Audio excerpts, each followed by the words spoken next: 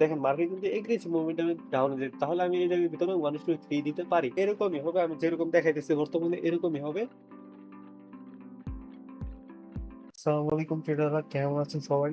আশা করেন অনেক ভালো আছেন। তো আজকে আমি আবার আপনাদের জন্য প্যাটার্ন টপিক নিয়ে ভিডিও নিয়ে আসলাম। তো চলুন শুরু করি কথা না বলে।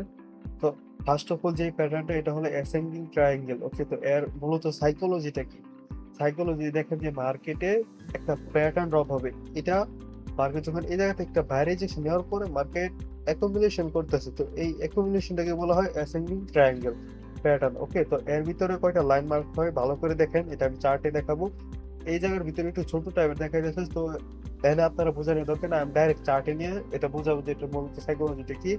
এটা মনে রাখবেন যে এটা অ্যাসেন্ডিং ট্রায়াঙ্গেল প্যাটার্ন। ওকে, আর এই প্যাটার্নটা দেখতে এরকম মূলত এরকম টাইপের হয়, মানে বায়ার রিজেকশন নেওয়ার পরে একটু অ্যাকুমুলেশন করার পরে আবারও ব্রেকআউট আসা পরে এই যে দেখেন এই জায়গা থেকে ব্রেকআউট আসার পরে কিন্তু আবার এই জায়গা থেকে বাই ট্রেড একটা নিতে হবে। তো এটাকে বলা হয় অ্যাসেন্ডিং ট্রায়াঙ্গেল প্যাটার্ন। আচ্ছা, তো দেখেন এই জায়গার ভিতরে সেই প্যাটার্নটা পেলাম।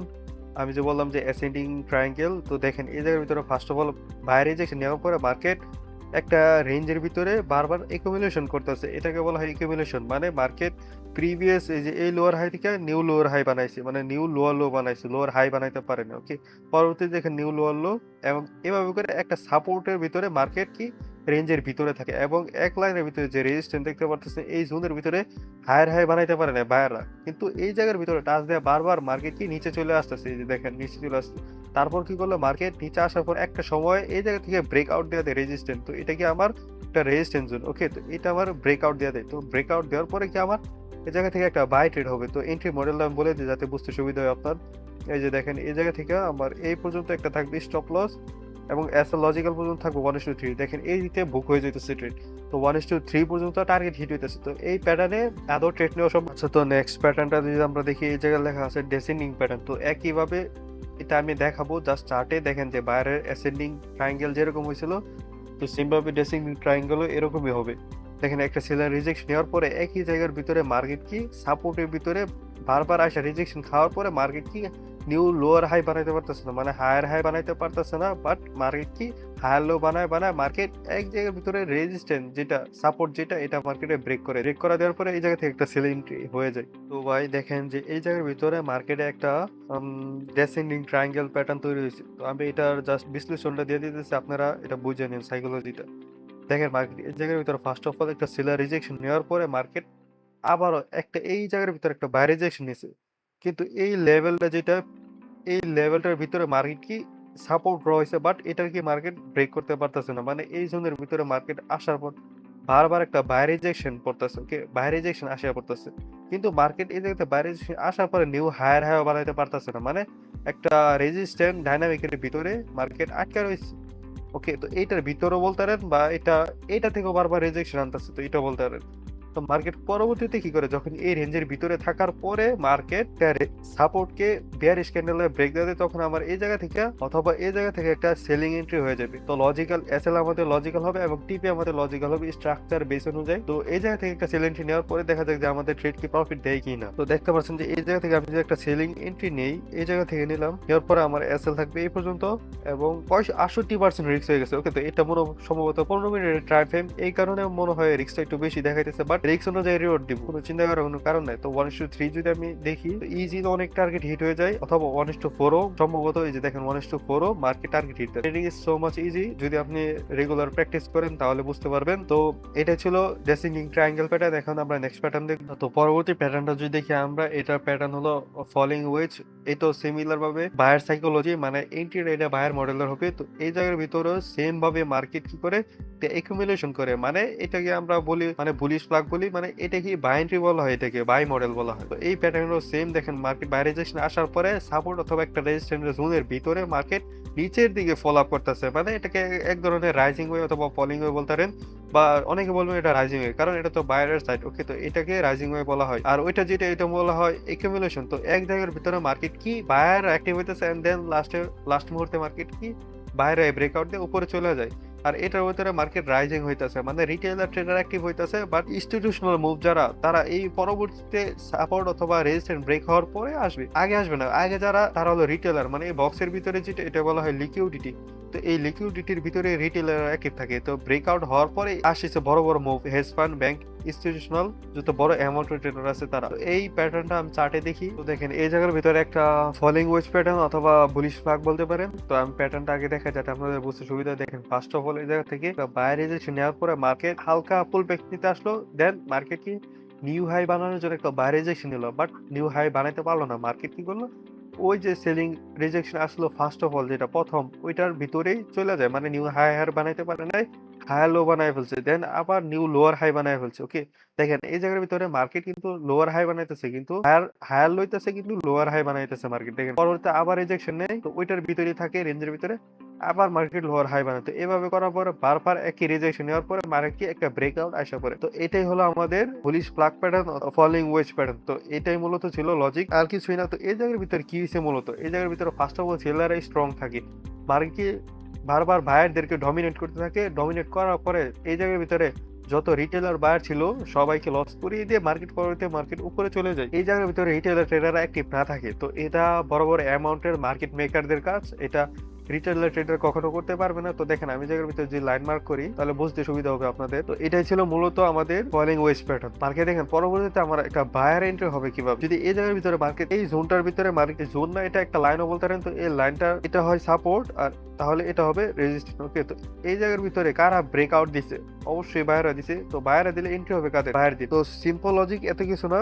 তো এই জায়গা থেকে একটা বাই এন্ট্রি নেওয়ার পরে আমার এসএল লজিক্যাল হতে হবে। ওকে, আমি আগে বললাম যে সিস্টেম ট্রেডিং সবসময় এসএল অথবা টিপি লজিক্যাল হবে। পরবর্তীতে আপনি যদি টার্গেট ট্রেডিং করার ইচ্ছা থাকে আপনি করতে পারেন। তো এই জায়গার ভিতরে 1:3 ইজিলি বুক হয়। তো দেখেন এর উপরও মার্কেট নিতে পারেন। তো মানে এই ইউএসডি মার্কেটে খুবই এই প্যাটার্ন গুলো খুবই ভালো কাজ করে। যদি চাইলে আপনারা ট্রাই করতে পারেন, আমার কথা যদি বিশ্বাস না হয় তাহলে আমরা পরবর্তী প্যাটার্নে চলে যাবো। ট্রেডাররা পরবর্তী প্যাটার্ন যদি আমি দেখি, এটার নাম হলো রাইজিং ওয়েজ। ওকে, তো রাইজিং ওয়েজটাও সাইকোলজি সেম প্রিভিয়াসটার মতো। এটার মধ্যে জাস্ট বায়ার ছিল এবং এটার মধ্যে জাস্ট সেলার। রাইজিং ওয়ে বলতে কি বোঝায়, মার্কেট যখন একটা সেলিং রিজেকশন আসবে তখন মার্কেট উপরের দিকে হালকা হালকা করে পুল ব্যাক করে উপরের দিকে যাবে, মানে এটাকে বলা হয় রাইজিং করতেছে মার্কেট। তারপর কি করবে, যেই সাপোর্ট থাকবে এই সাপোর্ট মার্কেটে ব্রেক দিয়ে নিচের দিকে চলে যাবে। তো এটাই একবার সহজ সাইকোলজি, এটাকে বলা হয় রাইজিং ওয়ে এবং ওইটাকে বলা হয় ফলিং ওয়ে। ওকে, এটার মধ্যে জাস্ট বায়াররা উপরে যাওয়ার পরে মার্কেট কি নিচের দিকে আসতে থাকবে, আস্তে আস্তে মার্কেট কি ছোট হয়ে যাবে, স্ট্রাকচার ছোট হয়ে যাবে। তো এটাকে বলা হয় ফলিং ওয়ে। তো এখন আমরা রাইজিং ওয়েজ প্যাটার্নটা চার্টে দেখবো একবার। এই প্যাটার্নটা দিকে একটু খেয়াল করেন। দেখেন যে মার্কেট এগ্রেসিভ একটা সেলার রিজেকশন আসার পরে মার্কেট এই জায়গা থেকে বায়ার রিজেকশন নেওয়ার পরে আস্তে আস্তে মার্কেট স্ট্রাকচার ছোট হয়ে যেতেছে, মানে এই জায়গা থেকে নিউ লোয়ার হাই বানাইতে পারেন। লোয়ার লো, এই যে দেখেন লোয়ার লো মানে লোয়ার হাই বানাতে পারে না। আর এই জায়গা থেকে হায়ার হাই, যে হায়ার হাই আর উপরে তার চেয়ে বড় হায়ার হাই। তো অনেকে লোয়ার লো এবং লোয়ার হাই বোঝেন না, যারা বোঝেন না তাদের জন্য আমি বেসিক ভিডিও আনবো যাতে বুঝতে আপনাদের সুবিধা হয়। জাস্ট এতটুকু বুঝেন যে মার্কেট এটা একটা সাপোর্ট এন্ড এটা একটা রেজিস্ট্যান্স। তো এতটুকুর ভিতরে মার্কেট এরকম একটা প্যাটার্ন ড্রপ করবে। ওকে, মানে উপরের দিকে যাবে, উপর দিকে এভাবে ফলো আপ করার যাওয়ার মানে হইতেছে মার্কেট রাইজিং করতেছে, মানে রিটেলার ট্রেডাররা অথবা ইনস্টিটিউশনাল যত ব্যাংক হেজ ফান্ড আছে তারা এই জায়গার ভিতরে অ্যাক্টিভ হইতেছে। তারপর এই জায়গার ভিতরে যখন দেখবেন এই প্যাটার্ন মানে সাপোর্ট প্যাটার্নটা ব্রেক দিছে, তখন এই জায়গা থেকে একটা সেল এন্ট্রি নিয়ে নেবেন। ওকে, তো এই জায়গা থেকে দেখেন এই জায়গা থেকে আমার একটা সেল এন্ট্রি নেওয়ার পর আমার এসএল লজিক্যাল হতে হবে, যে এই পর্যন্ত হতে হবে এবং মিনিমাম 1:2 1:3। ওকে, দেখা যায় মার্কেট 1:2 পর্যন্ত যায় কিনা। তো দেখেন 1:2 পর্যন্ত যায়, বাট 1:3 যায় না। তো এটা স্বাভাবিক, কারণ সবসময় মার্কেট আপনার টার্গেট হিট দেবে না, এটাই স্বাভাবিক। কিন্তু যদি আপনি বেশিরভাগ সময় 1:2 দেন তাহলে এটা মাস্ট বি উইন রেট ভালো দিবে।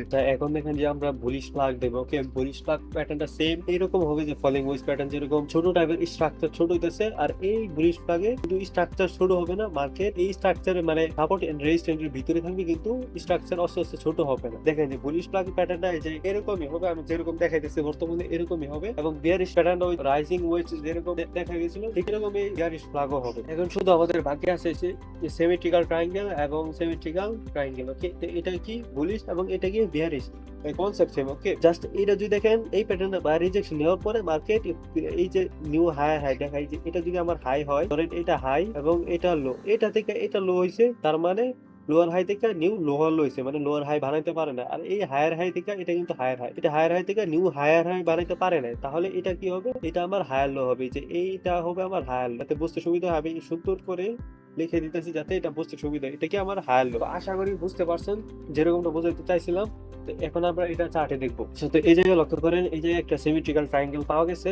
দেখেন মার্কেট এই জায়গা থেকে একটা বাই রিজেকশন হলো সর্ব ফার্স্ট অফ অল। ওকে, তো বাই রিজেকশন নেওয়ার পরে মার্কেট কি করলো, একটা পুল ব্যাক নিউ, এই যে এটা কিন্তু আমার হায়ার হাই, ঠিক আছে, কিন্তু এটা থেকে এটা নিউ হায়ার বানাইতে পারে না, মানে এটার ভিতরে আছে, তাহলে এটা কি হবে, হায়ার লো। এবং এই জায়গার ভিতরে দেখেন যে মার্কেট লোয়ার হাই বানাইতে পারছে না, মানে প্রিভিয়াস লো থেকে এটা আরো ছোট, তার মানে লোয়ার লো। তারপর আবারও সেম কনসেপ্ট হলো, আবারও মার্কেট সেলার আসলো, কিন্তু সেলারও লোয়ার হাই বানাতে পারলো না, তারপর মার্কেটকে উপরে চলে গেল। এটাই বলা হইতাছে যে মার্কেটে এই জোনটাই মূলত আমার সিমেট্রিক্যাল ট্রায়াঙ্গেল। ওকে, তো এটাকে যদি আমরা মার্ক করি তাহলে আমাদের বুঝতে আরো সুবিধা হবে। দেখেন এই জায়গা থেকে আমি একটা মার্ক করলাম সিমেট্রিক্যাল ট্রায়াঙ্গেল, এই যে এটা হচ্ছে আমার সাপোর্ট, লিখে দিয়ে যাতে বুঝতে সুবিধা হয়। এটা হলো আমার একটা সাপোর্ট জোন, এস দিয়ে দিলাম, আপনারা বুঝতে পরবর্তীতে বুঝেন। আর এটা হলো আমার একটা রেজিস্ট্যান্স। ওকে, তো এই দুইটা জিনিস মাস্ট বি খেয়াল রাখতে হবে যে সাপোর্ট এন্ড রেজিস্ট্যান্স কোন জায়গায় ড্র হয়েছে। ওকে, তো এই জিনিসটা আমাদের আগে দেখতে হবে। তো এটা কি রেজিস্ট্যান্স আমাদের। পরবর্তীতে দেখেন যে মার্কেট, যদি দেখেন মার্কেট এই জায়গা থেকে ভাইরা কি ব্রেকআউট দিয়ে দিচ্ছে, এই যে দেখেন মার্কেট কি ভাইরা এই জায়গা থেকে ব্রেকআউট দিয়ে দিচ্ছে, তাহলে আমার ট্রেড কোথায় হবে, ট্রেড হবে ব্রেকআউট যে জায়গায় দিয়েছে তার উপরে। ওকে, তাহলে এই জায়গা থেকে আমি একটা বাই করি যে জায়গায় দিয়েছে তার ক্লোজিং ক্যান্ডেল। ওকে, এই জায়গায় দেখতেছেন এই লাস্ট ক্যান্ডেলে রেজিস্ট্যান্স ব্রেক দিয়ে দেয়, তারপর আমি এটা একটা ট্রেড নিলাম, এটা কি 50% এর উপরে দিতে হবে, আমাদের কনফার্মেশন মানতে হবে। ওকে, তো এই জায়গা থেকে 1:3 যদি দেখি, 1:3 মার্কেট হিট হয় না, বাট খুব কাছাকাছি চলে যায়, কিন্তু 1:2 ইজিলি হিট হয়ে যায়।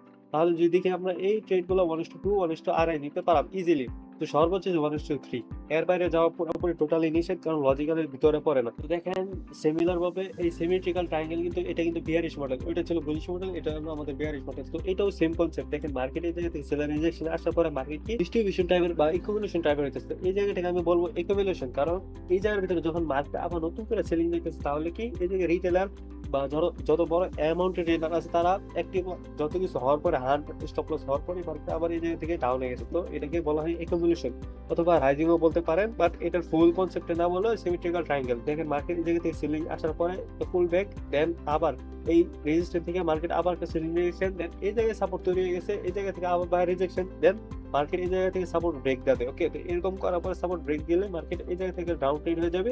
এসএল আমাদের লজিক্যাল রাখতে হবে এবং টিপি আমাদের লজিক্যাল রাখতে হবে। এই জায়গার ভিতরে দেখেন একটা বিহারি সিমেট্রিক্যাল ট্রায়াঙ্গেল তৈরি হয়েছে। যারা যারা এই জায়গায় দেখতে পাচ্ছেন অবশ্যই কমেন্ট করে দেবেন যে কোন জায়গাটার ভিতরে দেখাইতেছে, এবং যারা না বুঝতেছেন তাদের জন্য তো আমি আছি অবশ্যই বলে রাখতেছি। দেখেন মার্কেট এই জায়গা থেকে সর্ব ফার্স্ট একটা সেলিং রিজেকশন আসার পরে এই জায়গা থেকে একটা বাই রিজেকশন নিল, তারপর মার্কেট একটা হালকা পুল ব্যাক, দেন মার্কেট আবারও হায়ার হয়, কিন্তু মার্কেট কি একটা রেঞ্জের ভিতরে আটকে গেছে, হায়ার হাই থেকে হায়ার লইতেছে এবং লোয়ার হাই থেকে লোয়ার লইতেছে, মানে মার্কেট বড় হইতেছে না। দেন আবার দেখেন পুল ব্যাক, আবার একটু মানে ছোট হইতেছে স্ট্রাকচার আস্তে আস্তে, তারপরে মার্কেট কি প্যাটার্ন ব্রেক দেয়। তাহলে এই জায়গার ভিতরে আমার মধ্যে সিমেট্রিক্যাল ট্রায়াল কোথায়, তো এইটাই হলো আমার সিমেট্রিক্যাল। দেখেন এই জায়গা থেকে আমি যদি মার্ক করি, তো এটা কি আমাদের রেজিস্ট্যান্স, ফার্স্টে যেটা মার্ক করছে ওটা আমাদের সাপোর্ট জোন। ওকে, তো এই সাপোর্ট জোন আমি লেখা দিই যাতে বুঝতে সুবিধা হয়, এটা হলো আমার সাপোর্ট জোন, এটা হলো আমার রেজিস্ট্যান্স জোন। ওকে, যাতে বুঝতে সুবিধা হয় আমি এই কারণে দিয়ে দিলাম, আপনারা বুঝে নেবেন। তারপর দেখেন মার্কেট এই জায়গার ভিতরে সাপোর্ট ব্রেক দা দিস, কারণ কি দেখেন সবসময় এন্ট্রি মডেল দেখবেন যে প্রিভিয়াস বায়ার সেলার কি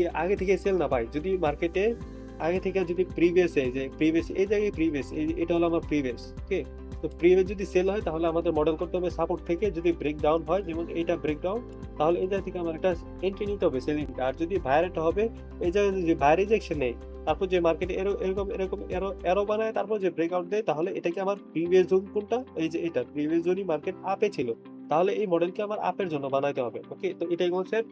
যদি এই জায়গার ভিতরে সেলিং কনফার্মেশন দিয়ে দেয় তাহলে ট্রেডকে আমার সিস্টেম খারাপ হয়ে গেছে, অ্যাভয়েড করতে হবে এই ট্রেড। বুঝাইতে পারছি? তো এখন বোঝাই যে মার্কেট এই জায়গা থেকে এন্ট্রি হবে আমার এই জায়গার ভিতরে আমার ব্রেক দিয়ে দিছে মার্কেট, এই জায়গা থেকে আমার একটা সেল এন্ট্রি হবে, আমার এসএল লজিক্যাল থাকবে, এই পর্যন্ত আমার এসএল লজিক্যাল হবে এবং টার্গেট হবে আমার 1:3 ইজি। ওকে, তো এই জায়গার ভিতরে 1:3 দিতেছে, আবার 1:2 দিতেছে, বা 1:2.5 যে যেটা নিতে পারেন। দেখেন মার্কেট কিন্তু এগ্রেসিভ মোমেন্টামে ডাউন যায়, তাহলে আমি এই জায়গার ভিতরে 1:3 দিতে পারি ইজিলি। তো এটাই ছিল এই প্যাটার্ন গুলোর কাজ। মূলত দেখতে পাচ্ছেন যে এই প্যাটার্ন গুলো খুবই ভালো কাজ করে, এবং ভালো থাকবেন সবাই। আসসালামু আলাইকুম, দোয়া করবেন।